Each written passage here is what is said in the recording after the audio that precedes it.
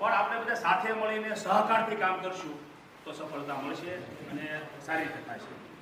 હવે જે આ શુભ પ્રસંગના માંગલિક પ્રસંગના જે શુભ મુહૂર્તો છે એ મુહૂર્ત પ્રમાણે કામ બધું કરવાનું અને મુહૂર્ત પ્રમાણે કામ કરવાનું હોયથી બધાએ સમયસર બધાએ એક સાથે વર્તન કરવું જોઈએ.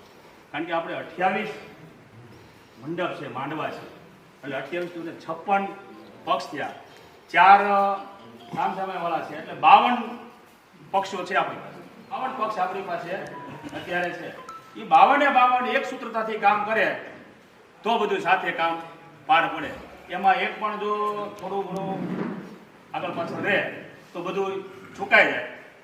તો આપણે જે બધાને આમંત્રણ આપ્યું છે ફરી વખત કહી દઈએ, આ તમારે માની લો તમારા ગામમાં જે તમારા કુટુંબમાં ડાયરો કરતા હોય, તમે ત્યાં વાત મોડામાં મોડું 2:30 વાગ્યા સુધીમાં અહીંયા મતીવાળા પહોંચવાનું છે.